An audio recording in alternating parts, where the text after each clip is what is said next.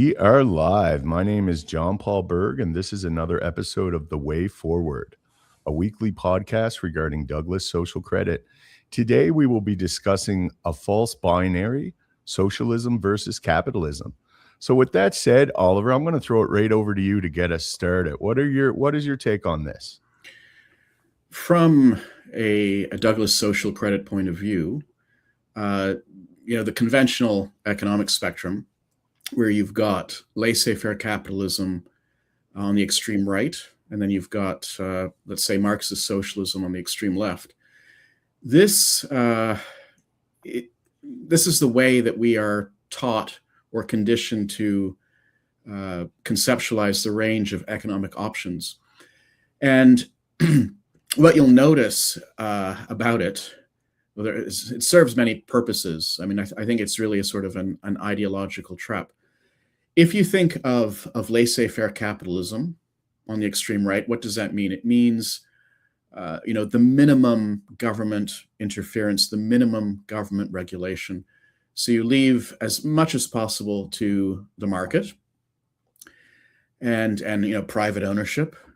But if you have a laissez-faire system, it also means that the government can't intervene to regulate, let's say, oligopolies or monopolies, or can't break them up through antitrust legislation. That falls afoul of the free market sort of ideology.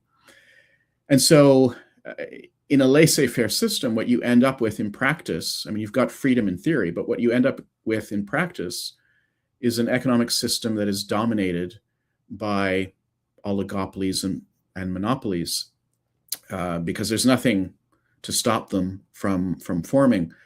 And in the absence of any kind of due regulation, you're going to have the law of the jungle. So it will be survival of the fittest, the strongest, or the least scrupulous.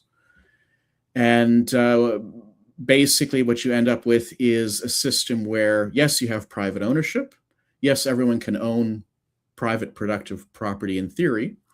But in practice, ownership in private productive capital is going to be concentrated in the hands of a few.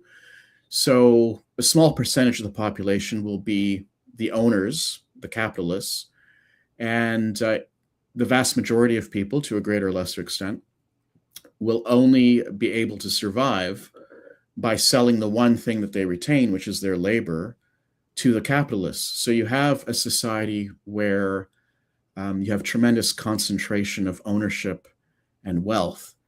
And it's important to realize, as far as free market thinking is concerned, it's important to realize that the only type of market that provides the benefits that we associate with free markets generally, that is to say, physical efficiency, capitalist justice, or a dollar's worth for a dollar's payment and income, and consumer choice, the only type of market that delivers those benefits is a market that's perfectly competitive or approaches perfect competition.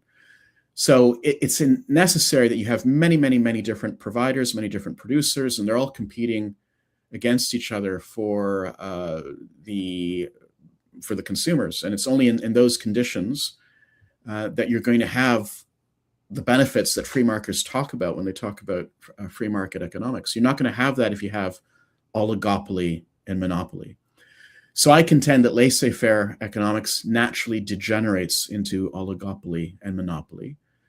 On the other end of the spectrum, the extreme left, you've got Marxist socialism, which says no to private property, right? Nobody's going to own productive property. You'll just have public ownership, and the government or the state will run the economy. You have a command system. You have nationalized ownership of the means of production. And there again, that has all sorts of problems, as we know historically. But the point I want to make now is that's also monopoly, right? It's a public monopoly. So what you have basically with the conventional economic spectrum is a choice of what kind of monopoly do you want? Do you want a private monopoly or private monopolies on the right wing side, or do you want a public monopoly where the state/government monopolizes the majority of economic functions in society?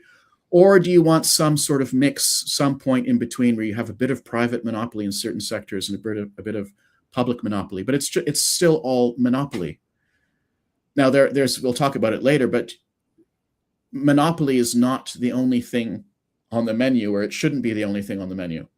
And the existing conventional spectrum, rhetoric aside, basically boils down to what kind of monopoly do you want? Do you want to be subjugated under a dictatorship of the banking oligarchy or a dictatorship of the proletariat? And this is the socialism versus laissez-faire capitalism. And this is the parameterized way people think about it. Like, they can't think outside of it. The biggest hurdle I'm encountering when trying to educate people regarding Douglas social credit is that false binary. People are in one camp or the other. And it's almost like we have to deprogram them before we could endeavor to educate them regarding this, because it's that different. It's that outside of the box. I've been saying it shatters that paradigm. What are your thoughts regarding this, Andre? Well, I will be a little bit less diplomatic than Oliver and you. I will say, which master do you want to serve? Because in any way, we are slaves because of this monopoly. They have monopoly on our life. They have monopoly on the economy. The economy is not serving people. It's people who are serving the economy. And you don't have a choice. Let's remember 9/11 and George Bush with the Bible screaming, either you are with us or you are with the terrorists. So if you do not comply with what Oliver was mentioning, laissez-faire capitalism, you're a terrorist. Many leaders, many political leaders, they have used this.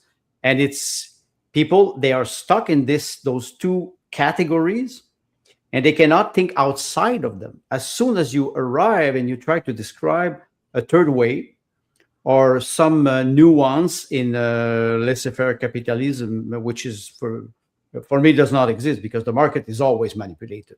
Wall Street is manipulated.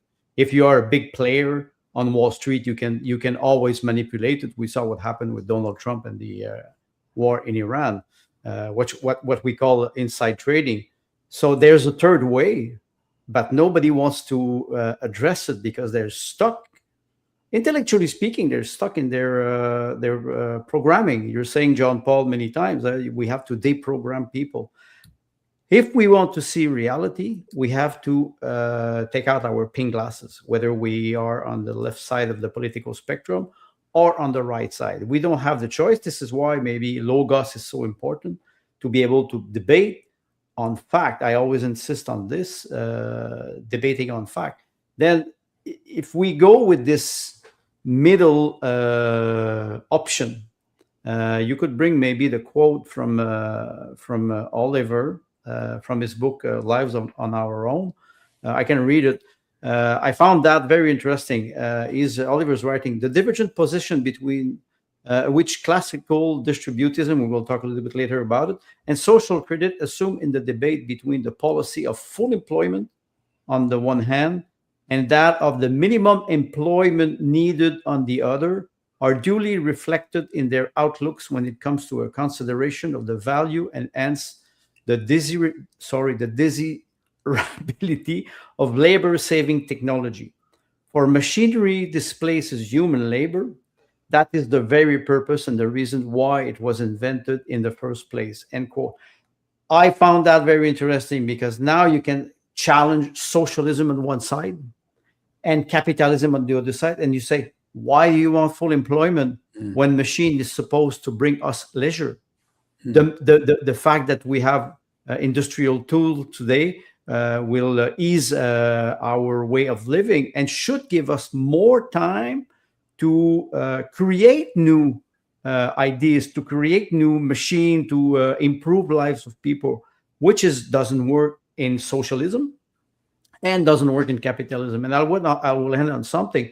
Both sides of the spectrum, they're violating natural law, private property, because even in laissez-faire capitalism, it's only a few people, the ruling class, who will distribute the wealth. They say we are We are the ruling class. We know better than you. It's this idea of a society of expert technocrat who knows better. We saw this many times. It happened in Italy many years ago. Mario Draghi was not elected. He was appointed the prime minister of Italy, a government of technocrats. It's supposed to be temporary. Yes, of course, we understand what the word temporary means for them. So I think there's a middle way. The way of Douglas is very interesting because it deconstructs all those false paradigms. There's no such thing as full employment. Who really wants to work 80 hours per day or 60 hours per day per week if they're not happy? So we have to be able to explain to people that full employment is not the case. It's not the solution. And maybe we will talk about the quote later on about Douglas, how he's perceiving the concept of progress. Maybe later on we'll talk about it. Yeah, the biggest thing, it's like you were saying, it's when you're trying to explain Douglas social credit to people, they want to throw you in one of those categories right away, and that's they just do it naturally, and it's almost like if they would just resist the urge to be dismissive and actually look into it a little bit, it might intrigue them. It's like I said, if we can intrigue them before we kind of scare them away with some of the academics, or we get them to put us in one of these false categories, I think we could potentially win people over. What are your thoughts, Oliver? Well, Andre's raised something that's quite important. People might be shocked to discover that if you look at the conventional economic spectrum, the two extremes and everything along the spectrum, in between the two extremes, they actually have more in common with each other than any of those possible positions actually have in common with what I would describe as, the economic truth or the economic model that would actually enable economic association to fulfill its purpose well. So, whether you're a laissez-faire capitalist or you believe in the mixed economy, conventional mixed economy, or, you're an advocate for Marxist socialism, typically they all believe in full employment, right? Full employment is an axiom that they're all agreed on. And similarly, they all, in practice, believe in some kind of monopoly, right? And the concentration of wealth and power in the hands of a few. So this is already sort of an indication of what we're dealing with. A lot of people now are talking about anarcho-tyranny, right? In politics, anarcho-tyranny. So what's anarcho-tyranny? It's the idea that we live under a political regime that, on the one hand, permits things that it should not permit. For example, permitting criminals to get away with crime, not enforcing proper laws. And it also interferes or regulates things that it shouldn't, that it has no right to, imposing, for example, vaccine mandates, vaccines, quote unquote, during the COVID period. That was an egregious violation of the right to informed consent, bodily autonomy, bodily integrity, and so on. So we live, to a greater or lesser extent, we're living in an anarcho-tyranny. And I think if you look at the conventional economic spectrum, it's just the form that this anarcho-tyranny takes on the economic plane. So the anarchy part would be laissez-faire capitalism, or if you go even more extreme, some kind of anarcho-capitalism, where you say, well, we'll just let the market handle everything and there'll be no role whatsoever for the public authority, or the bare minimum, right? The night watchman state. And the result of that is the law of the jungle and the concentration of wealth and power, as we were saying before, monopoly. And then the tyranny part is the Marxist socialism angle, where you have the government controlling far too much, interfering far too much. You've got a command economy, central planning, etc., where they're trying to run everything, and they're trespassing in so many ways. Where legitimate liberty, legitimate freedom is concerned. And of course, the result of that is also a kind of monopoly control. So just as I think anarchy and totalitarianism end up in the same place, where it's the rule of the most powerful, and natural law doesn't matter. There's no restriction. There's no limit. It's just power is lord over all. In economics, whether you go to the extreme right and model the economy that way, or the extreme left, you end up with the same sort of thing, where you end up with monopoly and concentration of power, and the average person is disenfranchised. Now, for the most part, at least in more recent times, I don't think that the powers that be, the men behind the curtain, actually want a laissez-faire capitalist model or an extreme Marxist socialist model. They want something in between, because the anarchy part, insofar as we embody the anarchy part in our economic arrangements, you can privatize profit. And insofar as we embody the totalitarian socialist end, well, you can socialize loss. So that's the best of both worlds from their point of view. But the average person is getting squeezed in the middle from both sides. It's not in the interest. It's not in the common interest, right? So that is the black magic of the conventional economic spectrum. And as long as you look at the world with those glasses on your nose, which they've put there, your choices are going to be artificially limited, and you're not going to be able to see beyond it, to think outside the box, to actually discover the truth that would serve the common interest. And the truth is something that lies beyond this artificial conventional economic spectrum entirely. It's a third way, but it's not a third way between, it's a third way beyond. We've seen an example of what you're describing precisely very recently in Canada, when Mark Carney bailed out the condo developers in Vancouver using federal tax dollars. That's a perfect example. And I was calling it at the time, I was saying it's privatized profits and socialized losses. Do you think those developers would have gave us a fair share of their profits if they didn't go bust? No. So why should the taxpayer bail them out? It's genuinely insulting. It's the equivalent of a smack in your face, really, for the taxpayers of Canada. What are your thoughts on this, Andre? Well, two things. First of all, you're mentioning the bailout of the condo, what I call the condo scandal. In the trading language or vocabulary, you can sell short something that you don't have, and then you spread gossip that the share is worth nothing, so the value of the share drops. Then you buy it back. So this is what we call manipulating the market. I have the feeling that all those developers in BC, they knew exactly what they were doing, because taking risk with the money of others, that's the specialty of socialists. They are very good at spending money of others. Maybe that's why capitalists, they don't like them, because they say, well, we thinking about freedom and freedom of entrepreneurship. One thing Oliver mentioned, black magic, and maybe that's a question for both of you, gentlemen. Who's the sorcerer?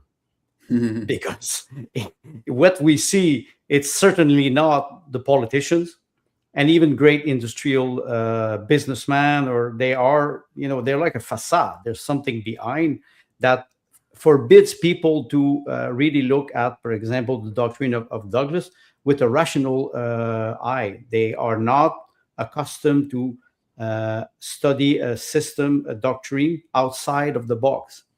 I think that we could ask ourselves, who really runs the show first, and for what purpose?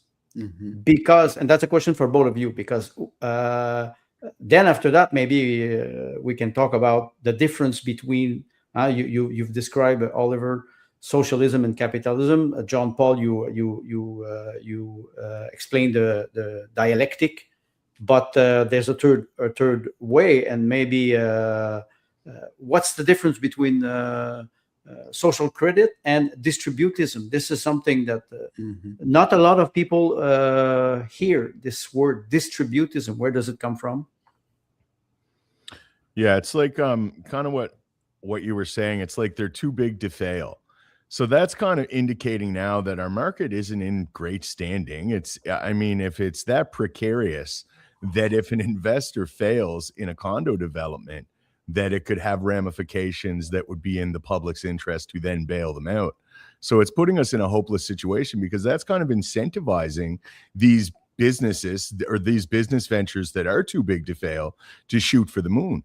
Because worst case scenario, they get bailed out. The bigger it is, the more likely our government is to bail them out. And I think they've realized that on some level, and they're taking advantage of it. So with that said, Oliver, I'll throw it over to you to start with Andre's question, and then I will speak on it after you. Right. Well, I think it's important to realize that the conventional economic spectrum as an ideological prison, it serves all sorts of purposes. So it obscures the truth. It obscures the correct solution to the economic problem, which we'll get to a bit later.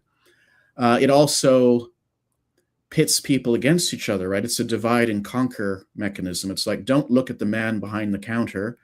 Figure out whether you're on the capitalist side, the capitalist team, or the socialist team, or some mixed variant in the middle of those. And once you know which team you're on, then follow the leader. And that tends to be determined very largely by class interests under the existing system. So those who are lower class or working class it's not always the case, but they tend to be in the socialist camp. And those who are upper middle class, upper class tend to be in the right-wing camp, because they don't want to pay so much in taxes and don't want so many interferences in their business. So you have this whole sort of divide and conquer thing going on, where people are arguing over false answers to a real question, right? It's quite devious, really. And at the same time, it's also obscuring the real power in the society. Andre was saying, who actually is the chief beneficiary of all of this? And I would say it's the financial system and the people who own the financial system. So ultimately, what they want is monopoly. They want to monopolize everything. They want to transform the monopoly on credit into a monopoly on all forms of power. And the false binary, the false capitalist socialist binary, allows right-wing policies to be introduced that will privatize profit. It allows left-wing policies to be introduced that will socialize loss. And they occupy the commanding heights of the economy at present, but they do it not necessarily overtly. It's more like it's behind the scenes. We'll let the plebs argue about socialism and capitalism, but it doesn't matter whether we shift a little bit right or shift a little bit left. And it's like a ping pong ball, right? We're never going in any particular direction. This is interminable, where depending on the party in power, and sometimes left-wing parties introduce right-wing policies and right-wing parties introduce left-wing policies, because that's the only way you can get their supporters to swallow it. But it's obscuring the centralization of wealth and power in the hands of the credit monopolists under the existing system, and prevents us from realizing that the thing that we need to do actually is to distribute the power of money. That's the thing that needs to be democratized more than anything else. Yeah, it's like the perpetual state of scarcity we're kept in, which is created by this gap or this deficiency in the market. That's what fuels the labor colony. That's what keeps us all getting up every day and doing what we don't necessarily want to do. But you know what I mean? And that's why I use the term, we're like debt slaves in this system. And then we're in debt ourselves. It's that bad.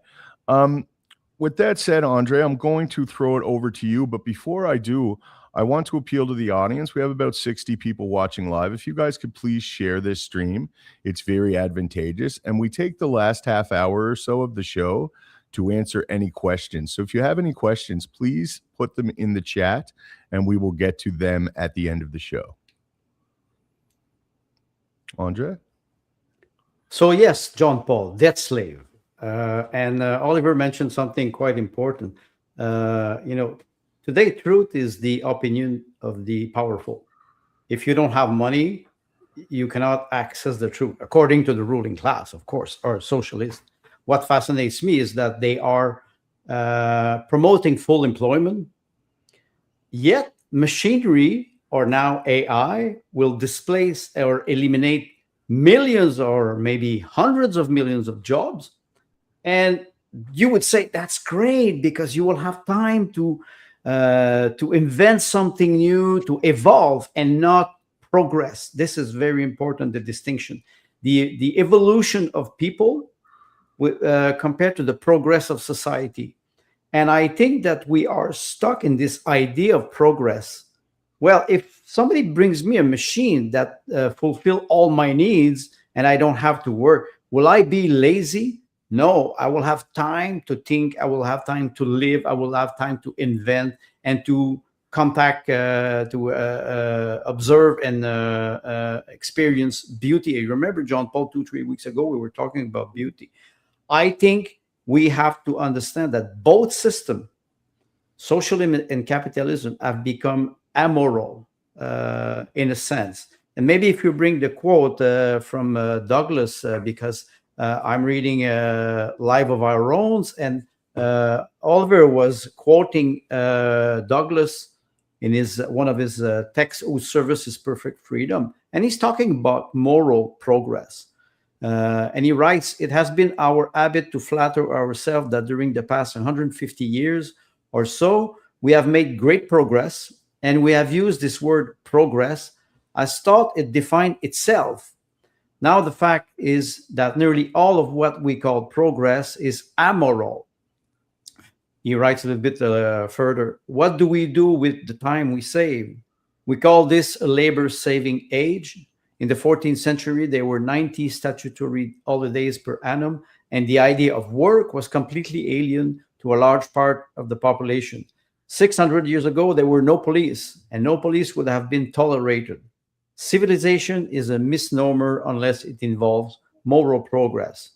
Now, the only rational meaning which can be attached to the phrase moral progress is firstly a continuous approach to reality, which includes and perhaps is real politics, and secondly, the ordering of our action in the light of such approach, so that they tend towards our own and the general good." What struck me is that he's referring to an amoral progress, where we're seeing now, whether we are socialist or a capitalist, there's no such thing as moral compass or moral code anymore. That's why we are in a world where the truth is the opinion of the powerful. They can do whatever they want. They impose their law top down on both sides of this political spectrum. It's an authoritarian system, and you have to comply or die. Yeah, it's like I heard Douglas say, and I'm paraphrasing, but we have elevated money to the place of God, and we can't serve two masters. So that's very relevant, and that's all created by this deficiency.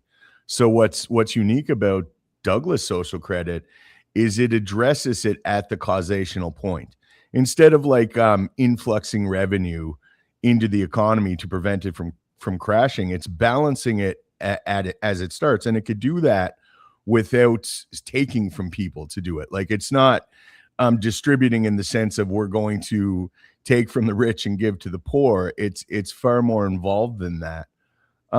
What's your take on this, Oliver? Well, we might transition to, finally talking about the solution more explicitly.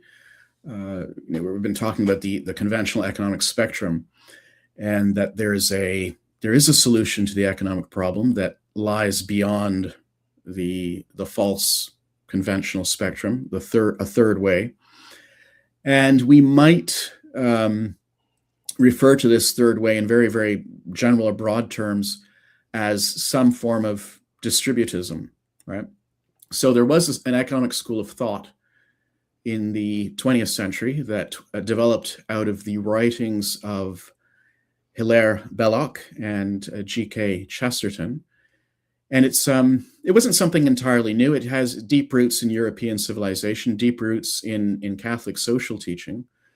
But the idea behind distributism, the classical form of it, was that capitalism is flawed, socialism is flawed, any sort of mix between those two is flawed.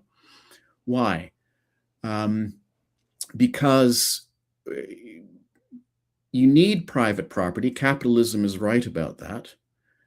But socialism is right where it points out that an economic system, in order for it to be stable, people have to be satisfied with it. You've got to meet, which means it's got to deliver the goods and services for the common people, not just for an elite. So the distributors said yes to private property, but private property, especially private productive property, like ownership in the means of production, is something that needs to be widely and equitably distributed, right? So that's a model that you won't find on the conventional spectrum because, okay, you're saying yes to private property, but you're insisting that we should all be owners to at least, not necessarily to an equal extent, but at least to a bare minimum extent. We've got to enfranchise everybody with ownership in productive property. And that option is not available on the conventional spectrum, right? You either have a public monopoly on the left, or you've got private property, yes, but it's concentrated in the hands of the few. The distributist idea is, in order for the economy to work well, in order for it to fulfill its purpose, to be functional, we basically need an economic system where we are all capitalists to at least a bare minimum extent. We're not talking about absolute equality, but everyone's got to be enfranchised. So that was the proposal of Chesterton and Belloc. They called it distributism, which is perhaps not the most felicitous of names, but that's what it was referred to. But that, if you look back in history, when society, the days of Merry England, for example, that's what you had. People owned their tools. They had a stake in the business that they're running. They weren't just wage slaves. So the idea there is that whereas capitalism wants to get the proletariat to work for the capitalist, and the left, the socialists, want a dictatorship of the proletariat, the distributors said, let's abolish that whole class of people entirely by making everybody owners as part of the mechanism of the economic system. So Douglas social credit, very broadly speaking, you can say, well, okay, it's not capitalism in the classical conventional sense. It's not socialism in the conventional sense. It's not some form of the mixed economy in a conventional sense. It's a form of distributism. It's something that lies beyond the conventional economic spectrum. It's this third way, but it's not the same thing as classical distributism, and we'll talk a little bit about that shortly. And we've got a video to show. But in its broad outlines, that's the direction. If we want to solve the economic problem in a way that satisfies more people, satisfies most people, we've got to enfranchise people as owners, right? We need an ownership society, a society of property owners, not a society where, as it's happening now, more and more people are being dispossessed. This is not progress. It's bringing the capitalism to the proletariat by enfranchising them and making them shareholders and providing them with a dividend. This is a distributist theorem, but I mean, ultimately, it's more capitalistic than what we have presently. That's for sure. Before I hand it over to you, Andre, we will be playing the video shortly. I just want to appeal once more to the audience to please share the stream. Even I'll go as far as to ask you to send it to someone you think might enjoy this. We're very deboosted in the algorithms, and it's very advantageous for us. What is your take on this, Andre? Well, Oliver was referring to distributism, a certain form of distributism, with the history of distributism with Hilaire Belloc. And what I find interesting is that and the distinction between this and social credit, which we were talking earlier about full employment, but not only that, ownership, practically you have to distribute the wealth, and somebody will distribute the wealth. This is a fixed system. It's not dynamic. Think about UBI, Universal Basic Income. Basic. I rename it, I would say, unique billionaire income. Because if you impose UBI in a capitalist system and you say everybody will have $2,000 per month, for example, how come some people will have $2 billion per year? So you could say the same thing. If you have a floor income, you should have a cap on the top, and that would maybe please socialism. This does not work because it is fixed. The idea of dividend is not fixed. It's based or backed by production. It's backed by fluctuation of the market, profit, the equity between production and consumption. So it is quite a dynamic system, which, from my understanding, when I was looking at the distributism, the way Oliver describes it in his book, it's a fixed system. So they want to, and they don't address the core problem, the gap. Oliver always mentioned the gap between production and consumption, and the monopoly. So the problem is complex. You have a lot of I would say characteristic of this problem. If you are able to identify all those characteristics, you will not necessarily have one solution. You will have a system that will help you I would say define what could help people to enhance their life. The idea is very simple: to improve the life of people. I think maybe when you will play the clip, we will see the difference between social credit and distributism, and how the system was. I think it was fair when they were trying to implement the system, but it missed the boat. It missed the boat, which is the gap. So with that said, I'm going to take us to the video. We will watch it, and then we will go through and comment on it. Give me one moment here.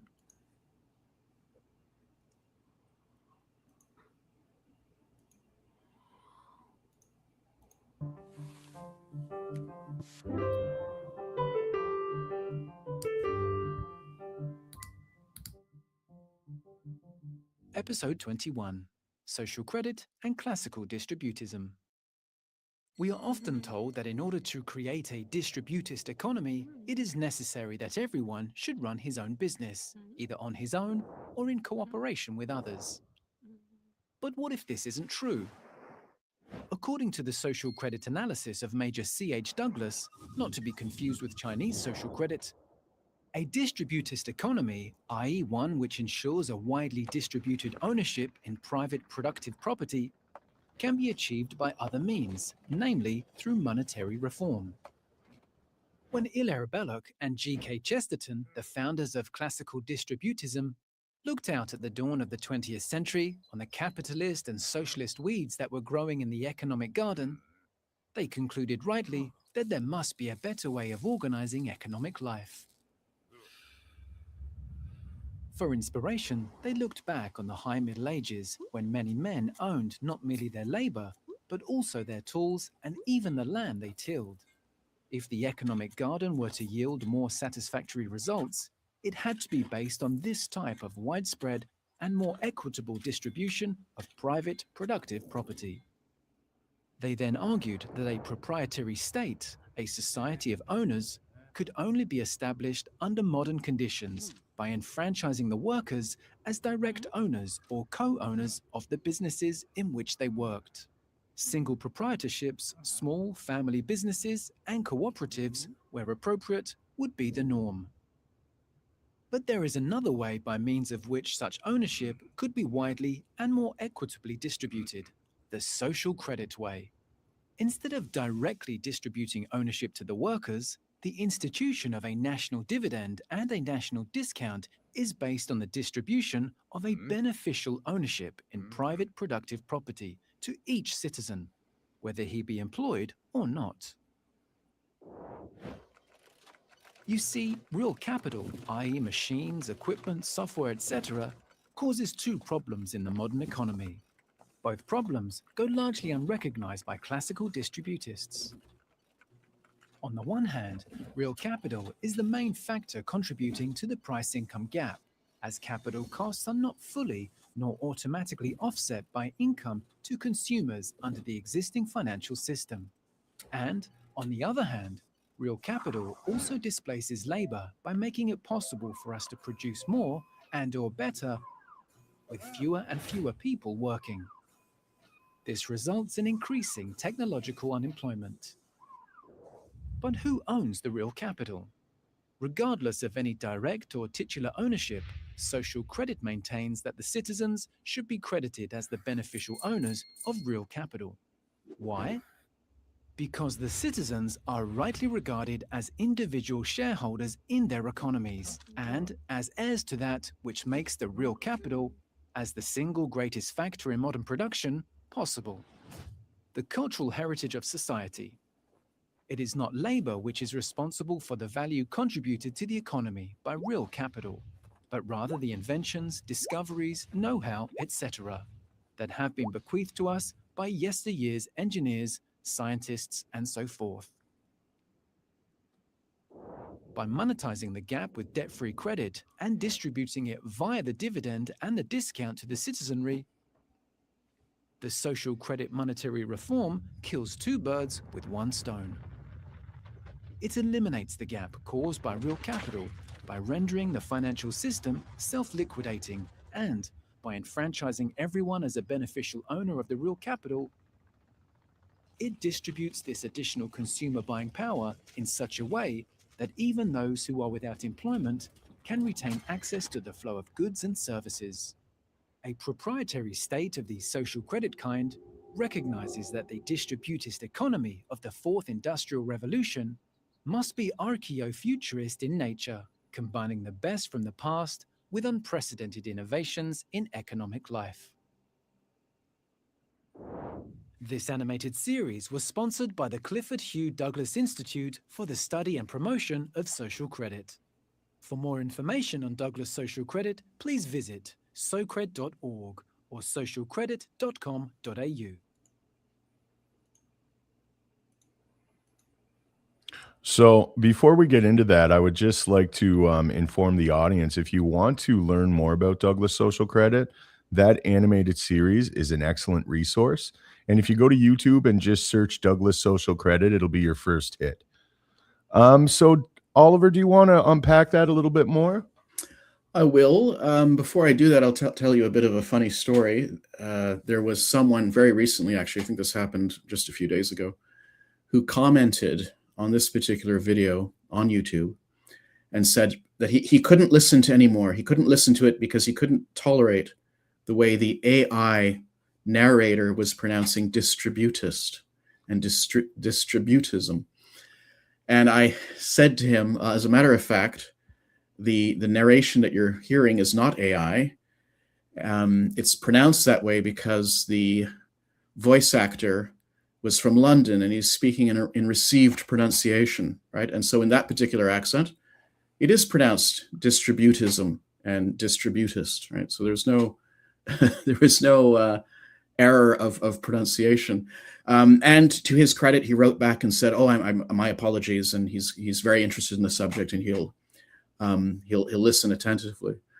But yes, so the classical distributist idea was that basically they assumed, as most people do, orthodox economics and heterodox economics, that there's always enough income being automatically distributed to offset prices, right? That all costs in the process of production are transformable in income. So every cost is a wage or a salary or a profit. And so the two sides are in an automatic balance. And they thought that the problem that we face is gross inequality only, right? So some people, the capitalists, get too much. Those who don't own productive property, people that are proletarian, who have only their labor to sell, they're getting too little. So the idea is if we find ways of enfranchising everybody, make everybody own their own business or be co-owners in a business or have cooperators or whatever, then we can address this gross inequality. And that would be good for the economy, because right now, with so much money being centralized in the hands of the few, a certain portion of the income of the rich is not being spent. It's not being spent on consumption. It's being saved. It's being reinvested, etc. So that's basically their take. Now, it caused a lot of controversy because, of course, the question arose: well, how are you going to distribute all this property to people? Are you going to tax the wealthy and then give that money to people so they can buy shares or start their own businesses? Are you going to simply expropriate certain businesses? Are you going to force businesses to adopt a cooperative model? So Douglas did not develop his theory in response to distributism. It was developed at the same time. But on the Douglas analysis, he says, look, there's not enough income being automatically, and that's the key word there, automatically distributed to offset costs and prices. And we currently fill the gap with government debt, consumer debt, business debt. So why don't we simply measure the gap and monetize it with debt-free credit that will cancel, liquidate costs once and for all, and distribute it to everybody, right? And so what this does, it's not distributing a direct ownership in businesses as the distributists wanted to. It's distributing a beneficial ownership in real capital, right? So real capital is the cause of the price income gap because you have all these capital recovery charges associated with machinery and equipment, buildings, etc. They've got, the loans that finance them have to be repaid. You've got to have depreciation so they can be replaced. You've got to collect money so they can be maintained and so on. Since real capital is causing the price income gap, and since real capital is the fruit of the insight and the scientific and technological development of so many generations of people that have gone before us, we can rightly regard everyone as having a claim on the production that the real capital makes possible, right? That we're all heirs of the cultural heritage. We all partake in the unearned increment of association. We all can lay a claim on natural resources, etc. So this solution is brilliant in a way because then we don't have to expropriate anybody. We don't have to tax anybody and try to incentivize people who maybe don't want to or are not able to start a business. We don't have to force the cooperative model on anyone. We can distribute through the dividend and through the discount a beneficial ownership in real capital. At the same time, the role of real capital, not only is it causing this price income gap, but on a physical plane, it's also displacing labor, right? The more real capital we have, the more sophisticated it is, the fewer and fewer people are actually needed in the production system. So the replacement of labor by real capital is resulting in technological labor displacement.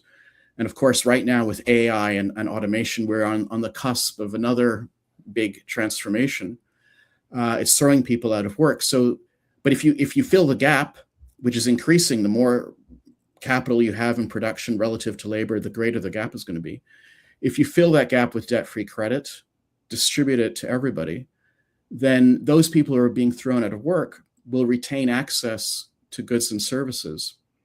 And we won't need a universal basic income, and we won't need unemployment insurance or welfare, etc. All of that can be abolished because we have enfranchised everyone as a beneficial owner in the real capital, as a shareholder in their economy. So I think, considering the reality of the gap and considering the reality of tech labor displacement, the Douglas social credit solution, achieving certain distributist ends through monetary reform, is a much more advanced and sophisticated distributist economic model than the classical distributism of Meloche and Chesterton.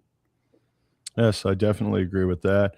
It's funny, when Douglas was writing this and making these discoveries and conceptualizing his theorem, he was referencing like automation, like post-industrial revolution automation. Imagine if he could see it now.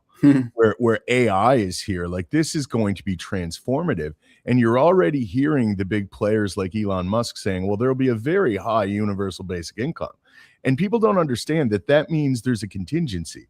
Like, if you're reliant on this universal basic income from this system, then you're absolutely dependent upon it, and they can make you do whatever they want. And this is the big way I look at a national dividend as being an enfranchisement mechanism, as opposed to infantilizing the population to be reliant on this UBI. What are your takes on this, Andre? Well, first of all, I like the video, but I like also the idea of what we call the helicopter money. We're distributing money. Now, this is funny because in economics, you have some people who are advocating to distribute money or distribute wealth, but like Oliver always mentioned, where do you take this money? So it does not work like this. It is more complex, and the tendency that we're seeing since maybe 25 years and maybe a little bit more with neoliberalism and what we call today maybe neo-feudalism is the total opposite. You'll be a tenant. You will be a tenant. This bailout of those BC condo, it was fascinating. You listen to Mark Carney saying it will be affordable houses for ordinary people. $600,000 per condo. That's what it's costing the taxpayer. Who can afford a $600,000 condo in BC? Wow, the new the class the poor are starting to be richer. We do not tackle the real problem of inflation and why we're having this huge inflation, because they're feeling always the gap with debt displacing the problem. They're never addressing. It's not only about the monopoly, it's how the economy is structured. And what fascinates me is that when you start to talk about a system like the system of Douglas that is complex with lots of mechanism, it tackles many problems, displacing people. Why we have so much growth, not only in the debt, but we need growth in population, not because the birth rate is low. It's because we need growth to be able to sustain the system. While the Douglas was seeing it's not the core problem. The core problem is the gap between consumption, production, and consumption. And Oliver mentioned something very important. I will hand on that. Heritage. Mankind has a heritage. We all pretend to have a share of it. And this is where sometimes you can see that some people, they took a grab on this heritage. They want to keep it. They transfer this heritage from generation to generation. They become more wealthy, and the vast majority of people becomes more poor. So with that said, guys, we're about 53 minutes in. I think it might be good to go over to the questions now. We have a few, and I will let everyone know we have about 120 people watching. If you guys have any questions, there are no dumb questions. We know that a lot of people are hearing of this for the first time. Please engage. Ask some questions, and we'll ensure they're answered. So go ahead, Oliver. Before we look at the questions, just to sort of complete the picture, we have this gap, this recurring price income gap, and we're not filling it, of course, the way Douglas prescribed, with debt-free compensatory consumer credits. We fill it with debt mainly, or we try to export more than we import, but mainly through debt. So that's government deficit financing, business expansion, consumer loans, lines of credit.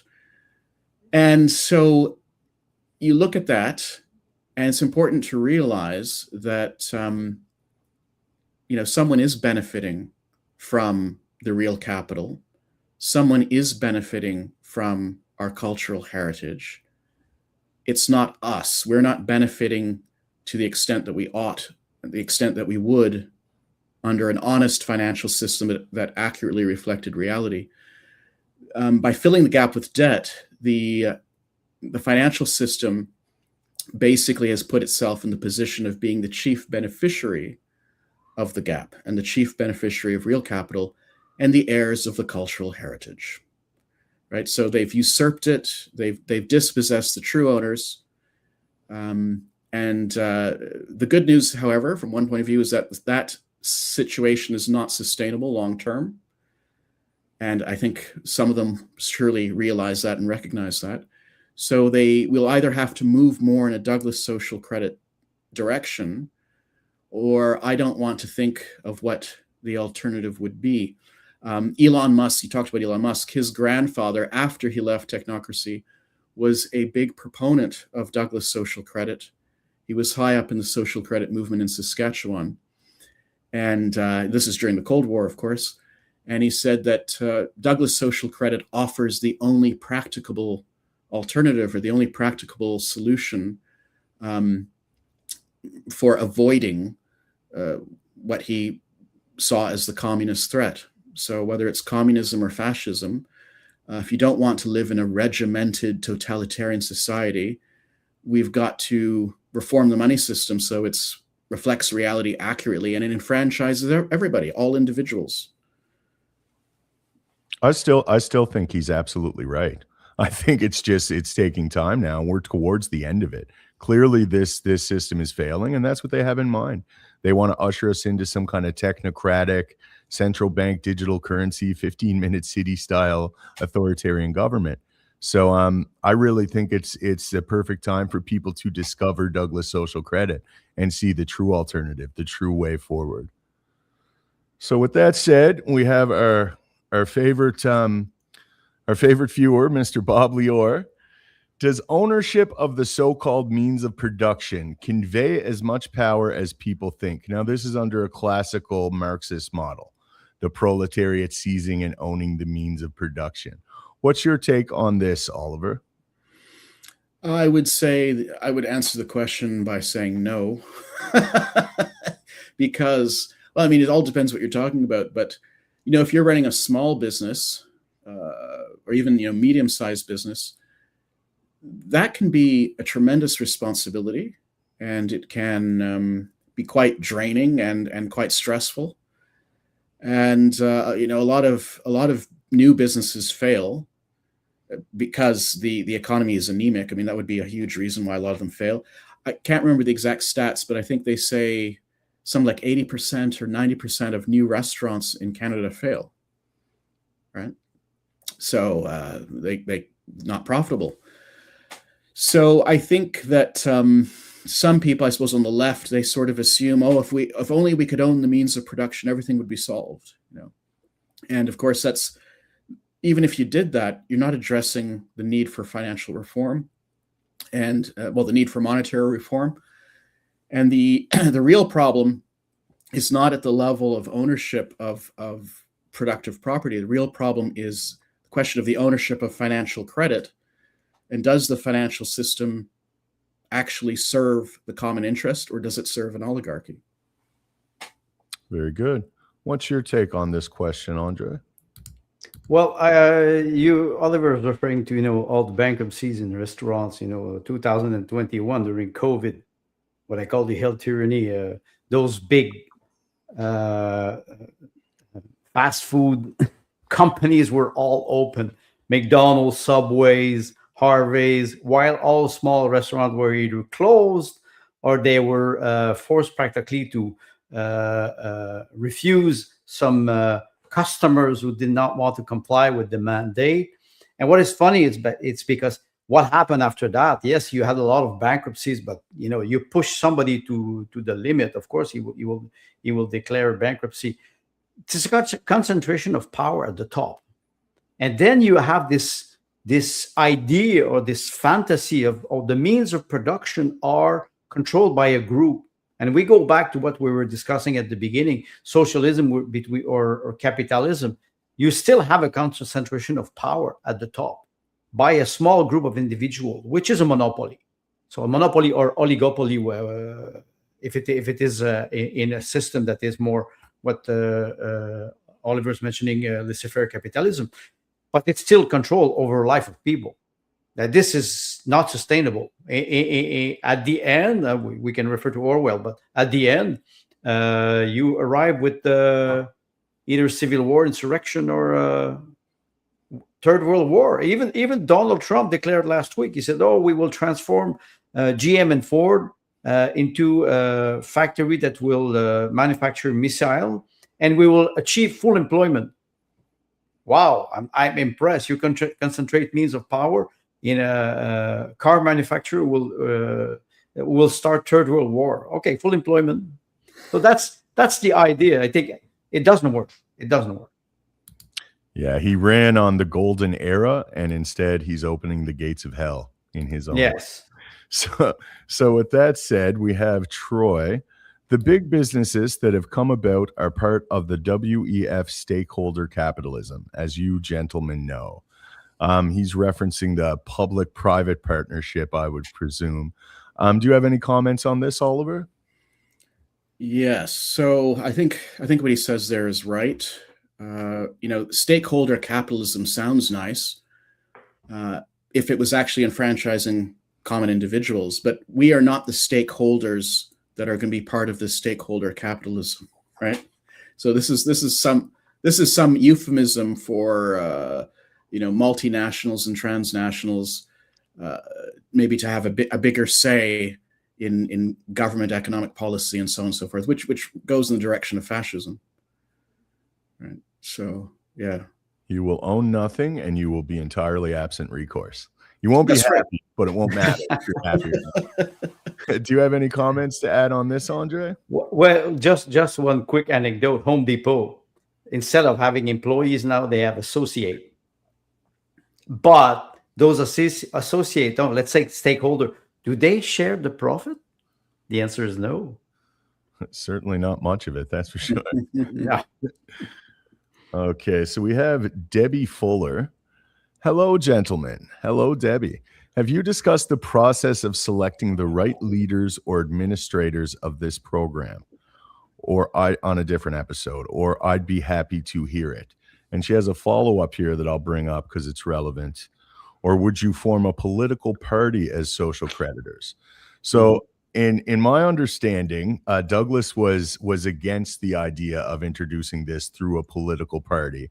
But you definitely know more about this than me, Oliver, so I'll throw it right over to you. Yeah, so there were social credit political parties in this country that were formed contrary to Douglas's advice, and they've all run aground, or they were co-opted, as happened in Alberta under Ernst Manning, who, after he retired, took up a directorship with the Canadian Imperial Bank of Commerce.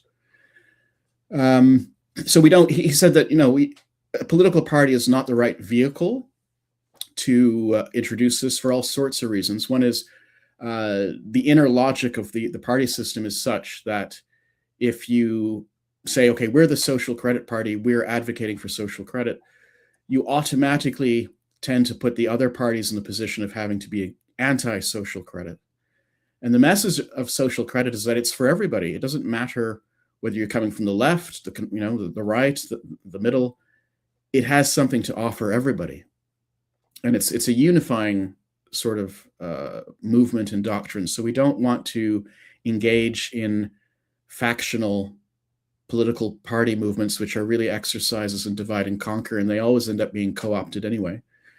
And there are other reasons we could cite, but he thought that the best way of moving society generally in this direction is, on the one hand, I suppose, mass education, because if a lot of people understood how the financial system works, if they understood how it could be reformed in the interest of the common citizen, that in itself would put pressure on the centers of power to adapt the system. Once people know what's going on, you can't play the same tricks anymore. Beyond that, he also thought that we could simply put pressure on whoever is there, whoever your member of parliament is. They're supposed to represent us according to the theory of the system. So let's put pressure on them to ensure that they will represent our interests. If millions and millions of Canadians want monetary reform in the genuine interest of the public, then put pressure on them and keep putting pressure on them until we get it. Right? It's not necessary to have a political party, but I think she probably also has in mind, once you had the social credit system, who would run it and how would you hold them accountable? And we would have to have an administration like a national credit office, composed of experts, relevant experts. But the idea there, following Douglas, is that experts are supposed to be on tap and not on top. They're not there to set policy. They're there to deliver our policy. They're there to serve us. So you would have to have mechanisms in place, far more effective mechanisms than we have in place at the moment, to ensure that they stay on the straight and narrow and that you get results. And if you're not happy with them, you can sack them. Right? And that's true not only of the National Credit Office, it'd be true of every other government department, right? Because they're supposed to be public servants.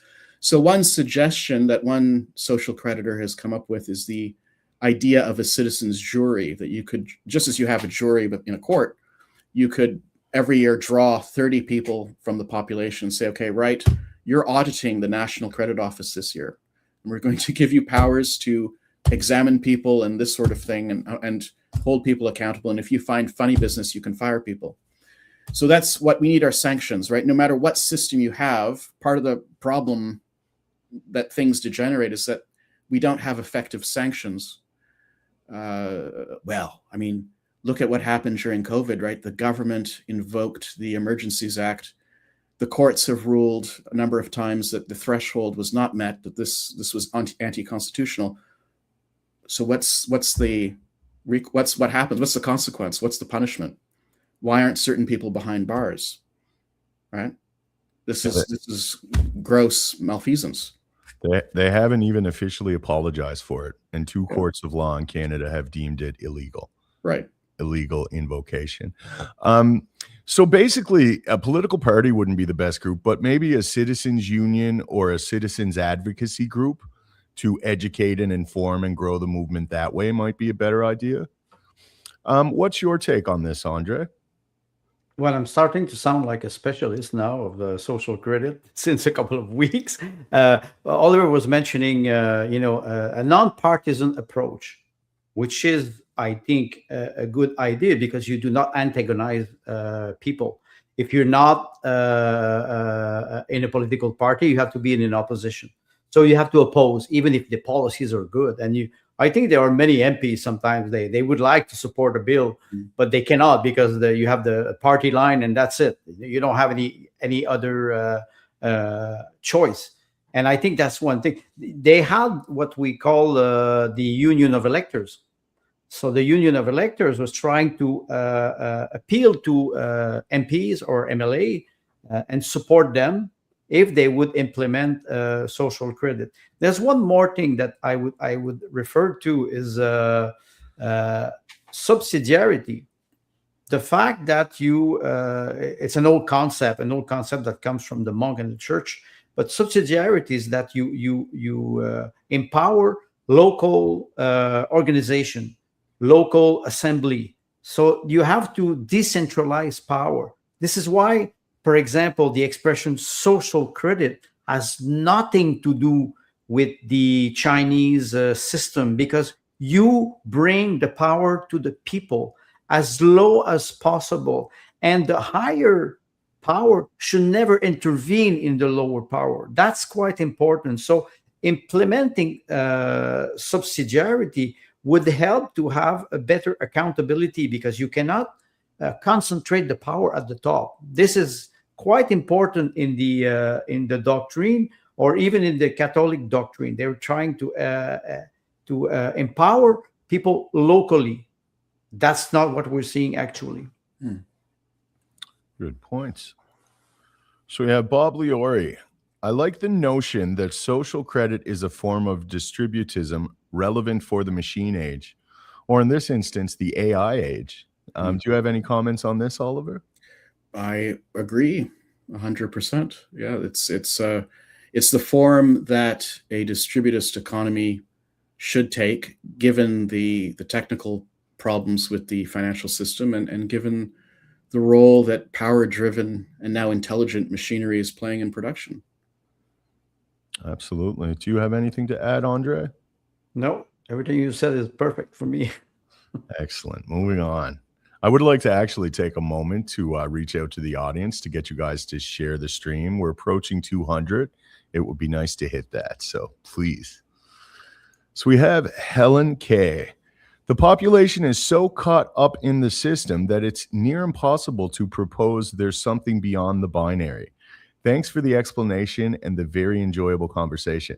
So, Helen, this is what I'm discovering with practically everyone that I'm reaching out to regarding this is everyone's quick to try to put it in a category.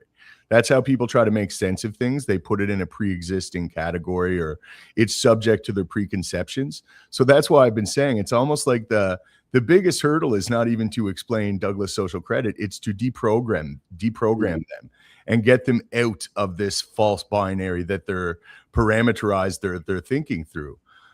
What are your thoughts on this, Oliver? Well, it's interesting, if you watch Fox News. I don't watch Fox News, but my father does, and religiously. And it's not unique to Fox News at all. But if you look at media in general, this whole sort of, socialism, capitalism, it's like an unending game of ping pong. It just goes back and forth and back and forth. And of course, the purpose is not to resolve anything. It will always go back and forth ad infinitum. Right? It's never going to be resolved. It's not meant to be resolved. It's just meant to absorb energy, keep people distracted, absorb energy, cause conflict, destroy goodwill. And that's its purpose. Its purpose is not to, move society in an authentically progressive direction. Very good. Do you have anything to add to this, Andre? The ping pong analogy is very good. It hypnotizes you. You focus on the ball and you focus on any problem. And the other thing is, I try to, for example, to engage with people. And when they bring me into those two category, I ask them a simple question. Could you explain to me in 5 minutes, in your words, what is socialism for you? And most of the time they just run away because they cannot sustain the contradiction. And it is there. We have to give the microphone or the time for people to grasp that they are in a hypnotic state. If they cannot learn. So I think it's quite a challenge, especially today with the state of our education system. Yeah, I think there's a lot of people that are sensitive to the shortcomings of socialism, and they naturally seem to then become, by default, they become these advocates for free market capitalism.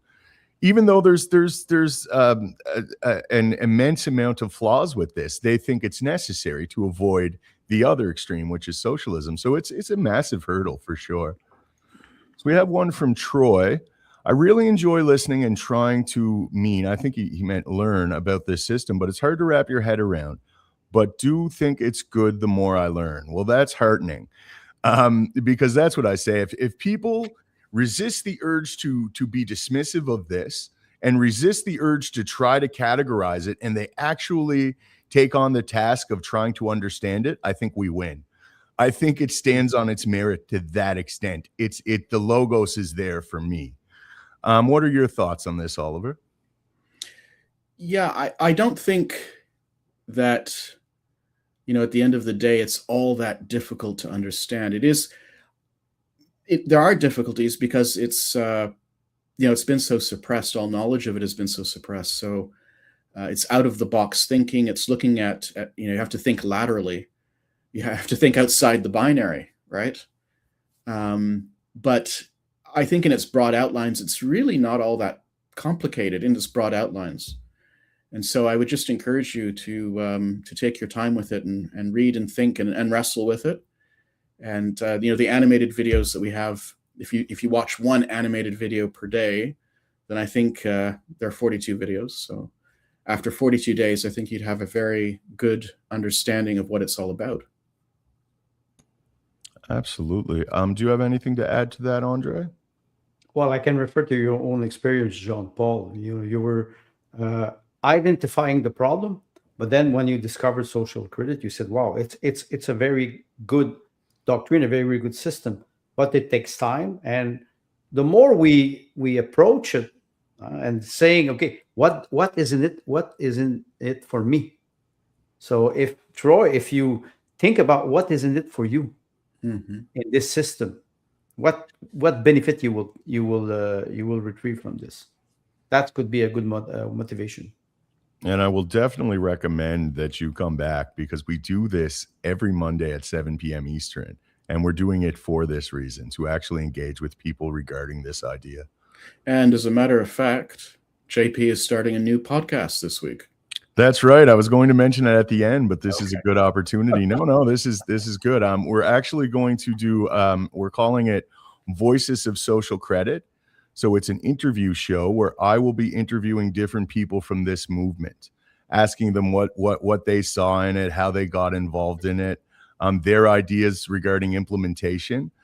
This is going to be Wednesdays or potentially Thursdays, but it will be weekly. I do have to work with a lot of different schedules, so I don't know if we'll be able to lock down a steady time, because I like to do it live for the interaction. I think it's crucial where it is such a, it's not that it is a novel idea to a lot of people. You know what I mean? Because it's been memory hold. So I think it's crucial to do that. But the first episode will be this Wednesday at 5 p.m. Eastern. And I will have Mark Anderson on, journalist and social creditor. So you definitely want to check that out. So we have another one from Bob Lior. Douglas was also skeptical of the necessity for large firms to exploit economies of scale. Any thoughts on that, Oliver? Yes, well, this is something that Douglas also had in common with Belloc and Chesterton, the distributists. Something could be, let's say, efficient in a financial sense because of its size, but it's not always the case that what's efficient in financial terms is actually efficient in physical terms or in real terms.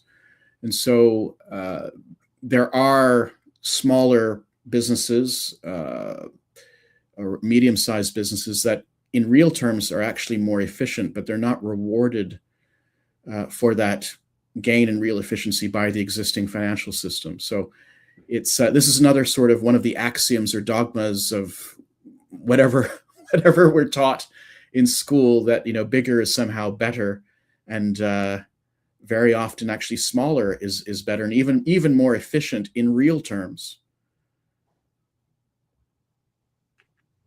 Do you have anything to add to that, Andre? Well, when they talk about big is better, they never produce any fact or any statistics. I've worked 33 years for Hydro-Quebec, a company that had, when I retired, 22,000 people, production, distribution, and transmission, transport of energy. And I've seen so many flaws because big was not necessarily better.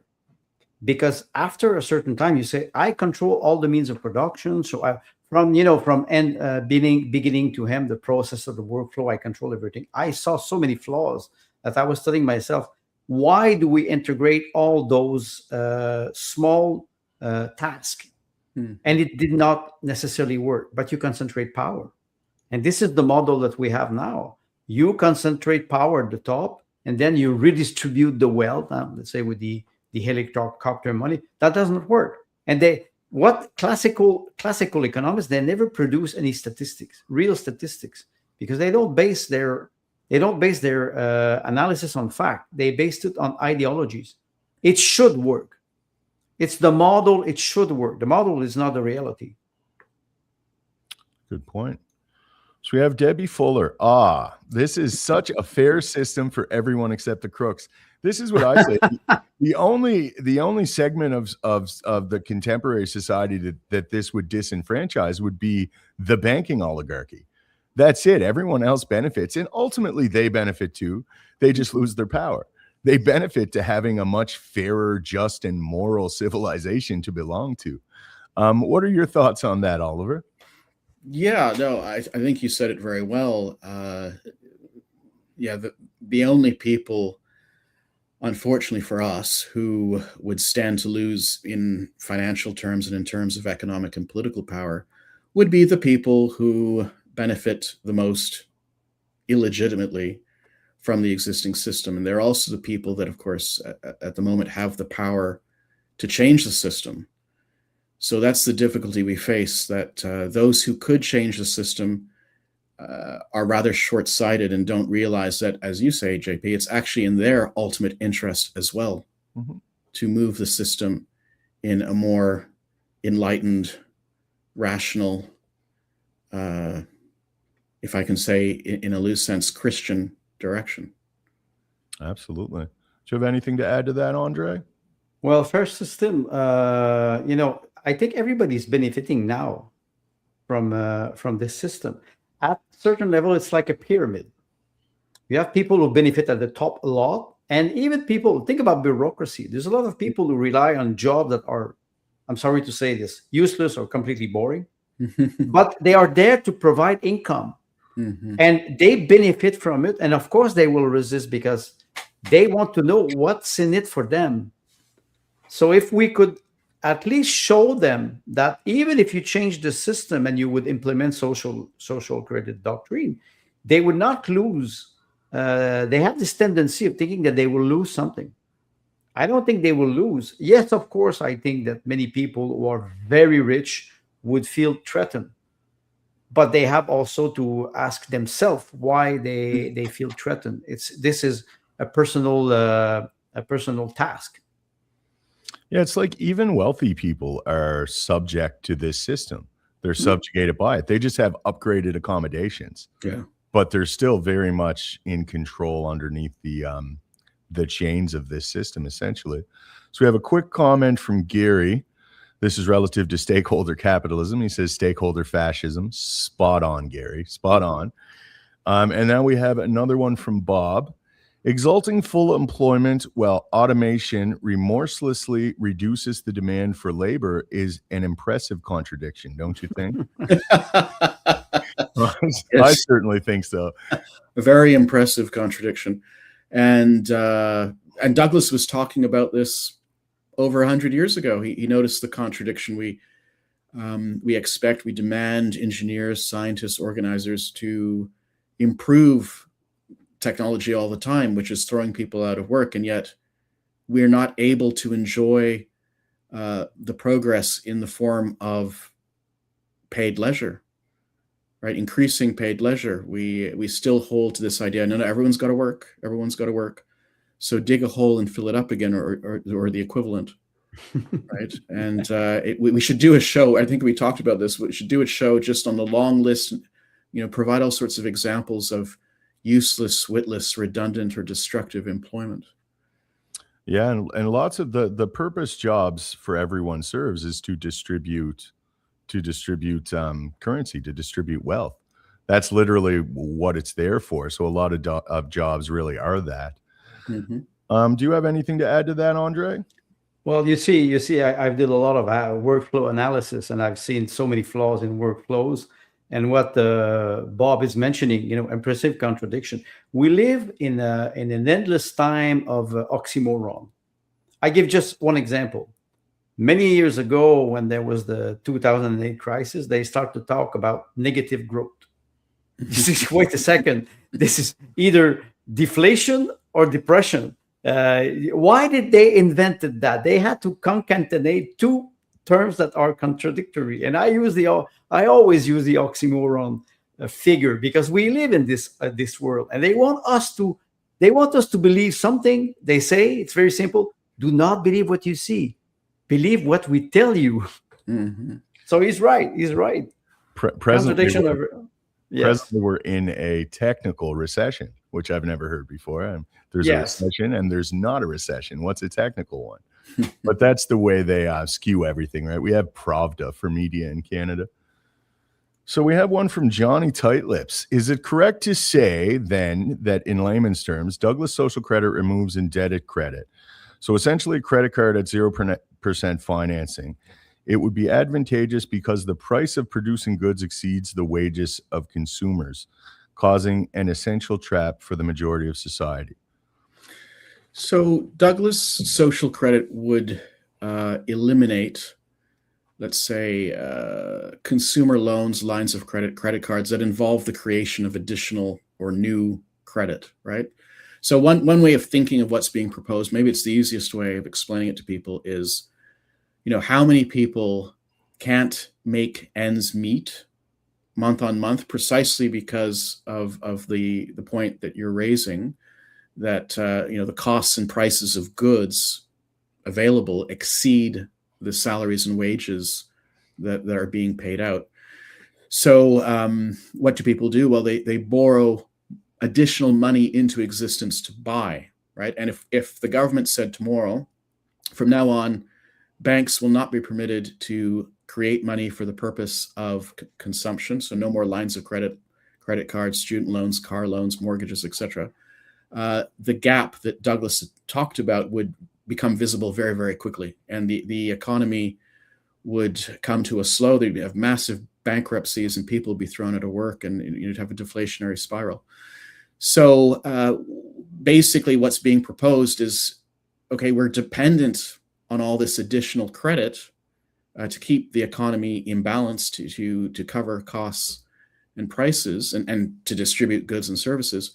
Why don't, instead of forcing people to go into debt in order to get the money that they and the economy need in order to function, why don't we just determine how much more credit is actually needed and inject it directly or indirectly for the benefit of consumers, and we don't have to account it as debt that has to be paid back, right? So dividends rather than debts, dividends rather than credit cards.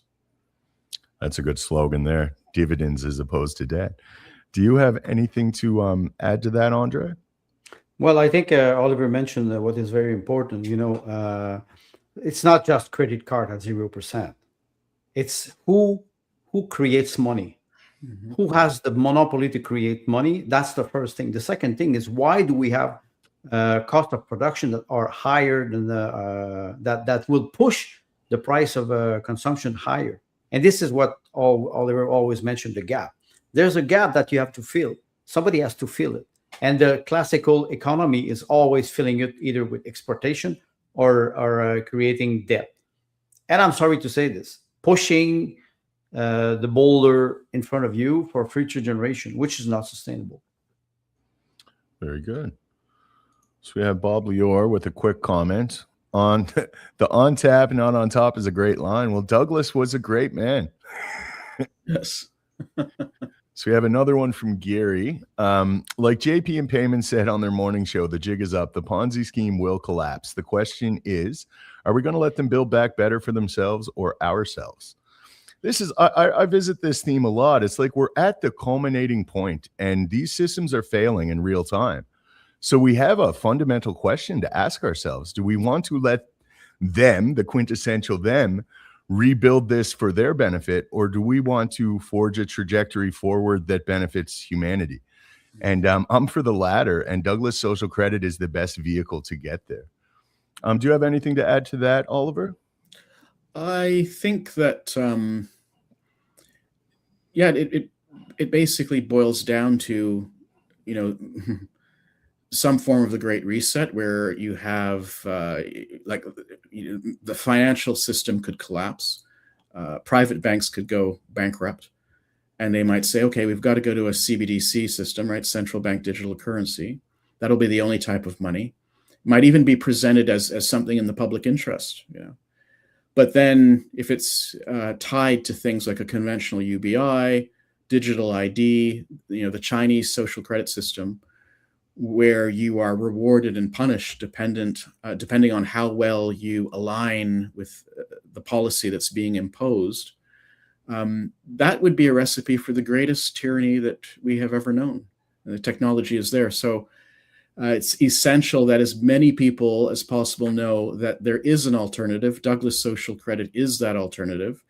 If in Canada, if millions of people know that, then when Carney or whoever it is comes and says, "Oh, this is the only path forward. We have to have CBDCs and all this," we could say, "Well, what about this one? Why don't we have Douglas Social Credit instead?" It sort of takes the wind out of their sails, and I think Douglas Social Credit should be promoted, even only for that reason. I agree. That's well said. Andre, do you have anything to add to this?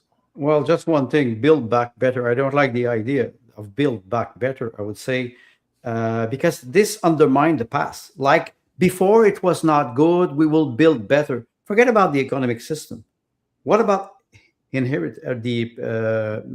heritage? We all have great discoveries and heritage, and we are deprived of those heritage. So the expression "build back better" it reminds me of the PPP, private public partnership. Oliver was mentioning capitalizing the profit and socializing the debt, the loss. I'm sorry, there's not one future. There are many futures, and one of them is the doctrine of social credit. And I think it's up to us to say we don't want this future. When they say there's no alternative, yes, they are. There are many. Mm-hmm. Absolutely. That's why we're doing it. We usually go for an hour and a half, but we're going to go a bit longer. Is it all right with you, gentlemen? We have a few more questions. Yeah, sure. Excellent. So, Johnny Tight Lips, your ping pong analogy has made me think of the division caused by the capitalism versus socialism divide, like the effect of an industrial complex. Its goal is not to resolve the problem it claims to be attempting to resolve, but to perpetuate it. I think that's spot on. Very insightful, Johnny. That's exactly how I see it. Do you have anything to add to that, Oliver? Yeah, well, it's equivalent to something that we've talked about. If you listen to the rhetoric, whether it's coming, let's say, from Fox News or MSNBC, it almost paints a picture in your mind that, in the case of Fox News, if we could only, I don't know, do what to the Democrats, then everything would be fine because the Democrats are causing all the problems. Mm-hmm. And with MSNBC, if we could only do whatever to the Republicans, ship them to Mars or something, then everything would be fine. And it's quite clear. I mean, you look at the two-party system, whether in Canada or the United States, you think, why do we go back and forth, back and forth, back and forth? Assuming, for example, that, we voted for the Conservative Party this time, let's say, or we voted for the Democrat Party. They want to take society ostensibly in a certain direction. But eventually people will get tired of them, or there'll be so many scandals that they'll be thrown out. And then we get the other party, which ostensibly is supposed to be taking us in another direction, when in fact they're both serving the same powers that be behind the scene, and they're taking us in the direction of what those people want, regardless. So it's the whole inner logic of it. It doesn't even make sense on its own terms. How can you sustain progress if you're switching political direction every 4 years? Very good point. Do you have anything to add, Andre? Well, the ping pong analogy, I remember when I was playing ping pong and I was alone. How can you play ping pong alone? So the ping pong table, you could lift one side and you could play alone. There's one player. The monopoly of banks or the monopoly of the financial system, they want to concentrate everything on the top, and they pretend, whether it is socialism or capitalism, doesn't change nothing. It doesn't change. They want to concentrate power, and they want to impose one future. Mm-hmm. This is, well, it's their opinion against reality. Mm-hmm. That's very good, though, Johnny. You're getting it, man. So we have one from JC Denton. If all monetary theories are different ways of inflating money supply, would we say today we inflate with the interest rate through commercial banks, I guess. Commercial banks, yes, while DSC does through the deficiency? I think there's something to that. I mean, you'd have to say, what exactly do you mean by inflating the money supply? Yes, under the current system, the gap is there. Under the current system, we create the additional credit that's needed to buoy up the level of consumer buying power, without which the economy would collapse. We do that mainly through government deficit spending, business expansion involving debt and consumer loans. Douglas social credit just says, since we need that extra money in order to balance incomes with prices, why don't we make it debt-free credit, and why don't we distribute it to the end user? The consumers should be the people that that occupy the commanding heights of the economy. Not the banks. The banks should be servants, not businesses. Businesses should be servants, not government. Government should be servants. It's the consumers who should occupy the commanding heights. And we should do a show on this as well. But the present way of filling the gap with debt is actually the primary driver in Douglas social credit theory of inflation, right? Because if you're borrowing to fill the gap, you're increasing the costs that have to be met in the next economic period.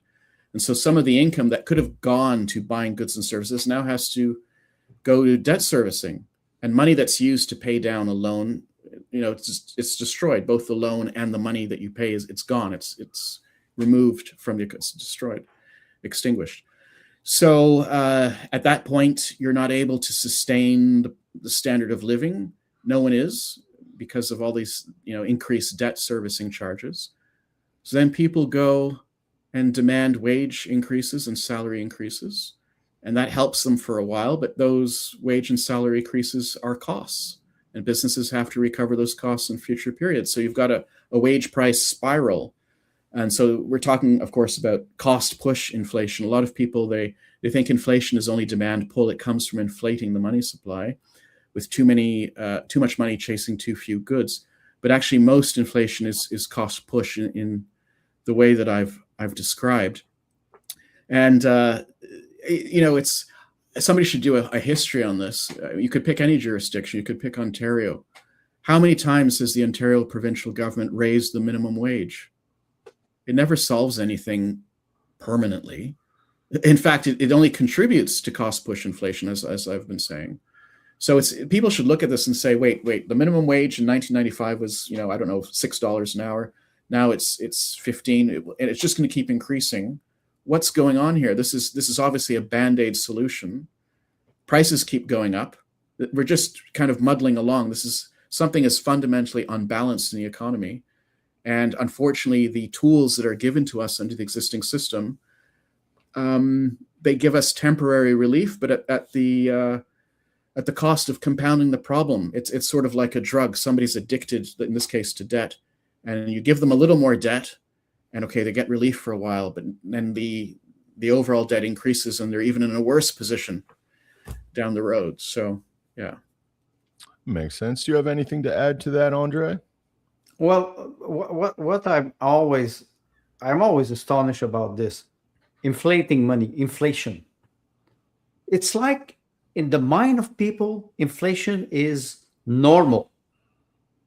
Inflation should not be normal in a sustainable society or in a balanced society. You would feel the gap, and you would consume and liquidate the production and the goods. And if you have a society that is stable, which is with a good replacement rate, you would replace people, not increase people. You will not have growth or degrowth or cycle of growth and cycle of recession, because they always, even the economic system, they react in a dialectic way. They react to a situation, which you increase the minimum wages, and then you, like Oliver mentioned, it reflects in the cost, and then you have what we call what Oliver was mentioning, cost push, and then people, they don't understand that every time you increase the income or the salary or the wages of people, you will have an effect on the price at the consumption price. We should not talk about inflation. Let's talk about the Central Bank of Canada. The mission of the central bank is to control the inflation. It should be zero. It should be zero. You should not have inflation or deflation. You should have a sustainable and balanced society and fulfill the needs of people. So I think commercial bank, they just amplify as a problem. Very well said. So we have about 200 watching, which is good. I will appeal to everyone now, if you could please share the stream. We get most of our views after the live broadcast, so it's still very helpful. We have a few comments I'm just going to bring up and go through, and then I'll give everyone their last word. So we have one from Bob Lior. Isn't it exasperating that most of the world's problems stem from a silly accounting flaw and almost nobody notices or cares to know? Yes, Bob. Sincerely, it's immensely frustrating. It really is. This is why we're doing this, and hopefully we can help in some small way. Yes. We have Sue Kellen Dyer. Good evening. Late, but I will listen later. Great subject. Thank you very much, Sue. And we have one from Gary. I spent decades in construction. I knew exactly what they meant when they say build back better. What had to happen first? I think he's meaning demolish, to demo what's existing. So that's very insightful. So with that said, Oliver, I'll go to you and then Andre, and we'll wrap it up. Yeah, so that comment there about Bob, the accounting flaw, from one point of view, we don't have to get too metaphysical or too involved in quote unquote conspiracies or anything like that. The bottom line from Douglas's analysis is that there's a technical problem with the system, right? The financial system serves a purpose, and in order to serve that purpose, it's got to, like any tool, it's got to be accurate. It's got to reflect the reality that it's dealing with. And if it's not giving us accurate information, well, how can we successfully run a whole civilization on it, right? If for every $100 million in goods and services we produce, the system is only distributing 60 million automatically in wages and salaries, and we have to borrow to buy the difference, that's not a balanced foundation. It's not homeostasis. You can't successfully run a prosperous, stable, flourishing society, civilization on that basis. So is it no wonder, and it's no wonder that things are falling apart. Very good. Andre, do you have anything to add before we say goodbye? Well, just one thing, the concept of just on time that was implemented since 30, 40 years ago with globalism. Just on time means you produce something. In the system of Douglas, you should produce something and liquidate it at the same level. So fulfilling the gap, and not with something that is cosmetic. Because I see a lot of people, they propose many things, it's always cosmetic. When you try to challenge them on something, whoops, suddenly they disappear. They're not there. They don't want to debate. They don't want to look at the complexity of the system of Douglas, because Douglas has a lot of so many potential and so many technical solutions that are embedded within each other. So I think a lot of people should at least pay attention. First of all, they will not have the choice, because one day if the system collapses, they will feel it. That's for sure. So I want to thank everyone for coming out and interacting, and I would like to appeal to you to like, share, and subscribe. We do this every Monday, 7 p.m. Eastern, and I will be doing this new show, Voices of Social Credit, every Wednesday. The first episode being 5 p.m. Eastern with Mark Anderson.